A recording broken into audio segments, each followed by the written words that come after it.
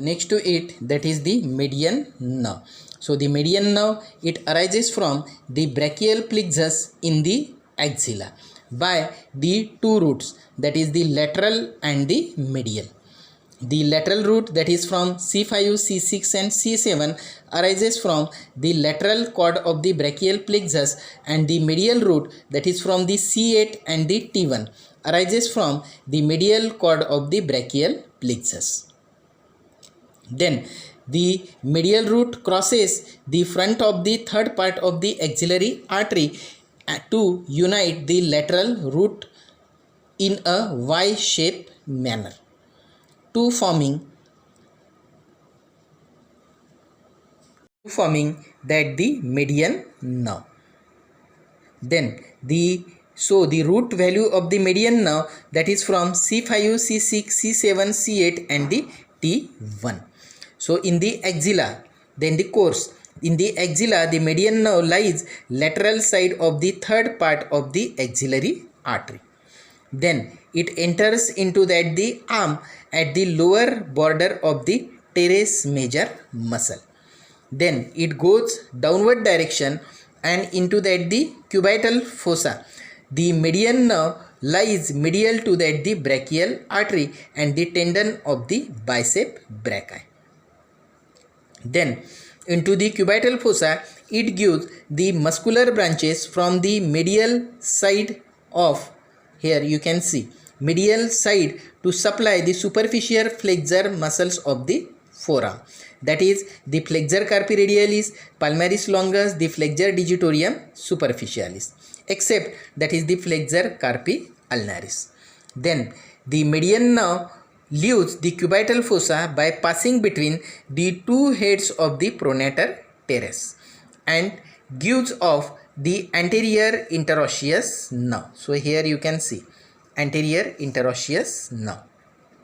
Then the anterior interosseous nerve, it is purely motor and supply to the 2.5 muscle, that is the flexor pollicis longus, the flexor digitorum profundus and the pronator quadratus. So this one. In the forearm, the median nerve passes downwards here behind the tendinous arch and about 5 cm proximal to flexor retinaculum. So here the median nerve emerges from the lateral side and becomes superficial and lateral to the tendon and posterior to the tendon of the palmaris brevis. Then in the mid arm, the median nerve gives the muscular branches, that is the flexor digitorum superficialis and the tendon for the index finger. So this one. Then before entering the carpal tunnel, it gives up the palmar cutaneous branches, which passes superficial to the flexor retinaculum and supply the skin over the thinner eminence. Then the median nerve, it enters into the palm by passing through the carpal tunnel and where it lies deep to the flexor retinaculum. And in the palm, the median nerve flattens in the dorsal border of the flexor retinaculum. So here, and divides into lateral and the medial division. So this is the lateral division, this is the medial division. The lateral division gives off the recurrent branch which supply the thinner muscle, and it divides into 3 palmar digital branches. So 1, 2 and the 3.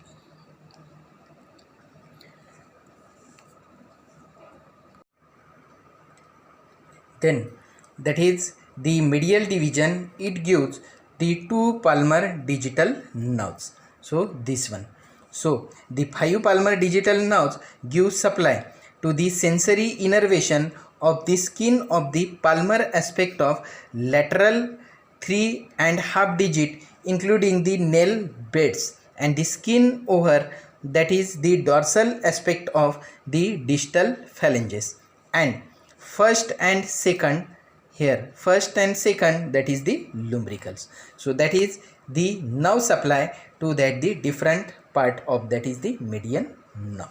Then let's see that is the clinical application related with that the median nerve. So here in this diagram you can see that is the median nerve.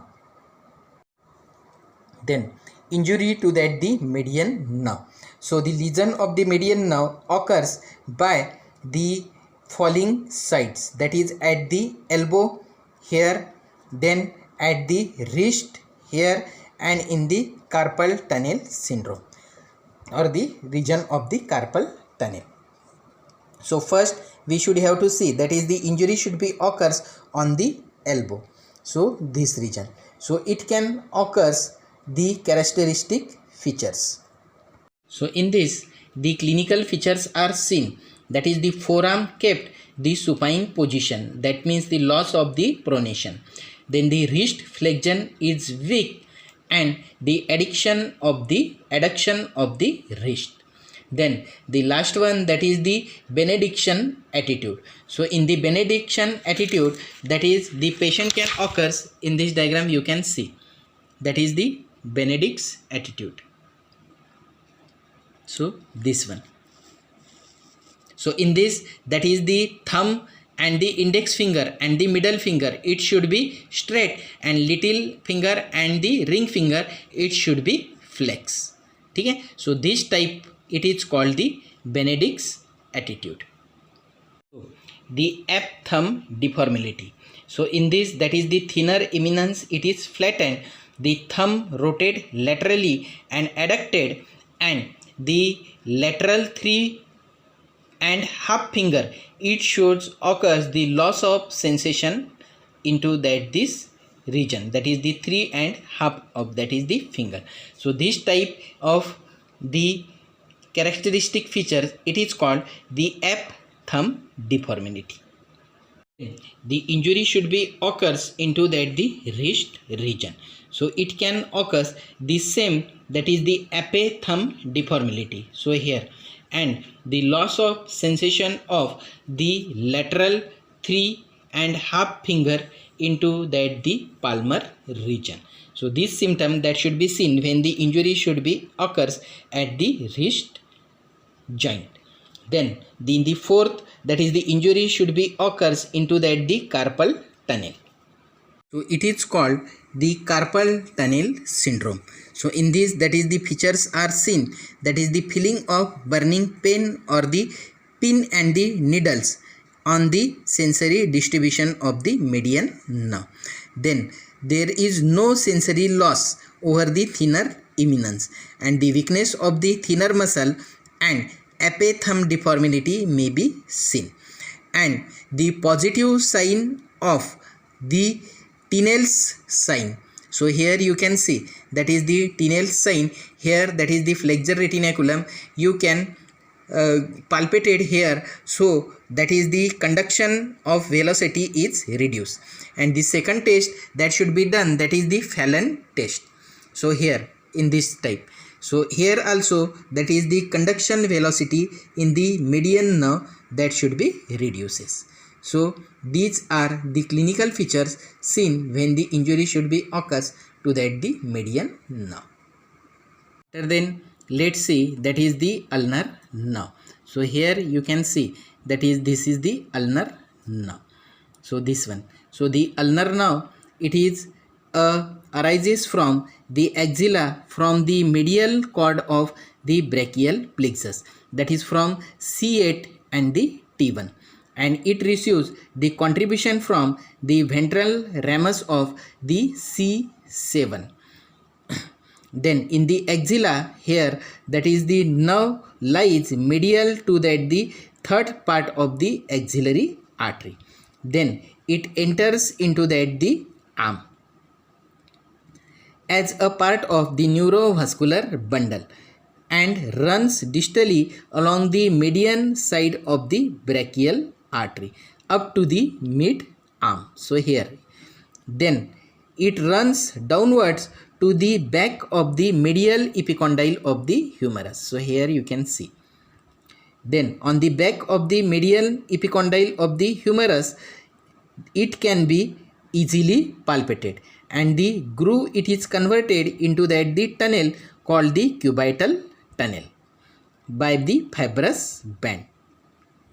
Then the ulnar nerve does not give any branch into that the axilla and into that the arm. Then the nerve it enters into that the forearm between the two heads of the flexor carpi ulnaris. Then in the upper third of the forearm it runs most of the vertically downwards. So here, and then the lower two-thirds of the forearm it becomes superficial and lies lateral to that the flexor carpi ulnaris. Then in this part it gives the course of the ulnar nerve and the artery. Then in the forearm it gives that the following branches. So first branch, that is in the proximal forearm, it gives the muscular branches. So this one. Then in the mid forearm it gives the palmar cutaneous branch. Then into that the distal part of the forearm about 5 cm proximal to that the wrist, here it gives the dorsal cutaneous branch. So here you can see.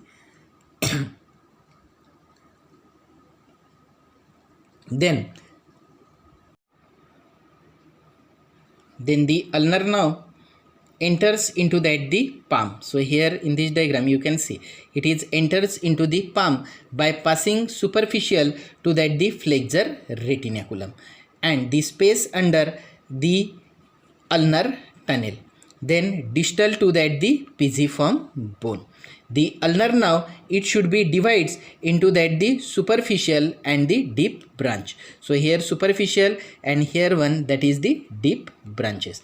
The superficial terminal branch supplied to that the palmaris brevis and sensory innervation to the skin on the palmar surface of medial 1 and the half finger. So this one, this 2 finger. Then the deep terminal branch enters into the Guyon's canal. So this one, and it purely motor and supplied to all intrinsic muscle of the hand except the muscles of the thinner eminence. Okay? So that is the course of the ulnar nerve. Then let's see that is the clinical application related with that the ulnar nerve. So the ulnar nerve it should be commonly injured at the two sides. So here that the elbow and here at the wrist. So let's see that is these clinical symptoms. The injury to that the ulnar nerve at the wrist. So it can occur the characteristic features, that is the atrophy and flattening of the hypothenor eminence. So this one. Then the claw hand deformity. So it is not actually the true claw, only that is the two medial fingers it should be flexed, means that is the little finger and this the ring finger. The loss of adduction and the adduction of the fingers, then the flattening of hypothenor eminence and the loss of sensation over the palmar and the dorsal surface of medial third of the hand and medial 1 and the half finger, and the foment sign is positive. So here that is the foment sign. Here you can see that is the wrist should be dorsiflex. So here in this region, and to cut out the section along the long flexure of the muscle. So that is this sign, it is called the foment's sign. And if patient is unable to do this position, so that the test is positive. When the injury should be occurs to the ulnar nerve at the wrist, so it can occur the following symptoms, that is the claw hand deformity, means that is not the true claw hand, only that is the medial little finger and the ring finger it should be flexed.